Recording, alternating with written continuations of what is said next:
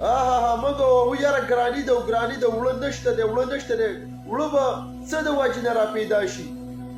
دوو خبرو د وجې نه ملګرو وړه غیب دی او ګران دي د کومو د وجې نه یو به ته په دې طرف ویډیو ښکاري یو د برته دې طرف باندې ویډیو ښکاري ملګرو ویډیو وګوره او شیر یې کوئ مخې ته چې دې ټولو خلکو ته مخې ته لاړه شي ټول خلک یې ګوري مخې ته یې شیر کوي او زه په دواړو خبرو باندې پوهېږم چې وړه د څه د وجې نه ګران دي اوس راشي چې په ټوله قسم پرې پوه کړمه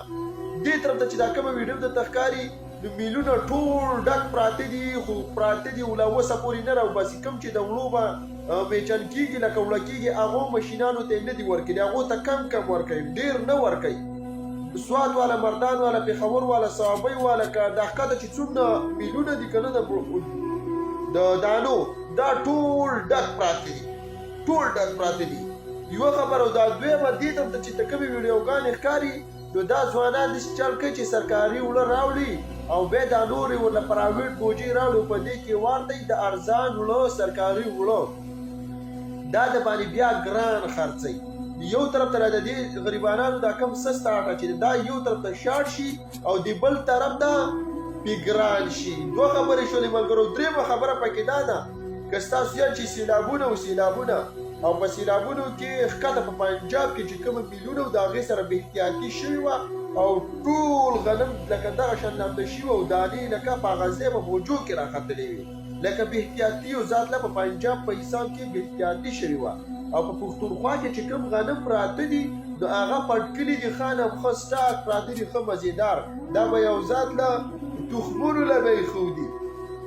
تخمونو له به یې ښودي تخمونو له به راوباسي بیا به په یو بوجۍ به په ډبل ریټ باندې چوته خرڅېږي یاله وایي دا سرکاري غنم راغلي وي دا توخم لا ګران دی نو ملګرو موږ دلته چغې وو یاره وړه لاندې وړه باندې هلته خبره بدل د میلونه ټول ډک پراته دي د حکومت ته پکار دا ده که الیکشن په خپل منځ کې سیاسي دغه یو شان ساتي خو دا بله خبره دی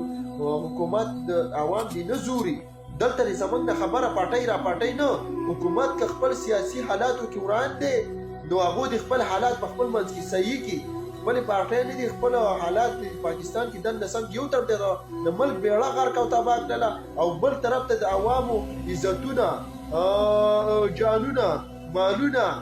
هر څه پې تباه او برباد شو په خدای یقین وکړه په پاکستان کې د دې قوم سره او د دې حکومت سره وخت تېرول دا په اور د پاسه وخت تېرېدل دي او ټوله د دې اوسه پې 2 منټه وخت نه تېرېږي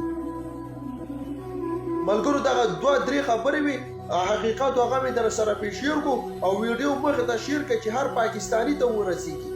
چې پاکستان کې کوم حالات جوړلی څه د وجې نه جوړلی د دې د وجې نه جوړلی او د دې د وجې نه جوړلی ویډیو مخې ته لازم شیر کړئ او ډېره زیاته یې شیر کړئ چې ټولو خلکو ته ورسېږي چې دا خو لوبه بدل ده په دې میلیونو ورځئ ځان نه ترې بوجۍ راخلی ځان نه یې وړه کوئ دومره بوجۍ دي چې د یو سړي یوه بوجۍ کېږي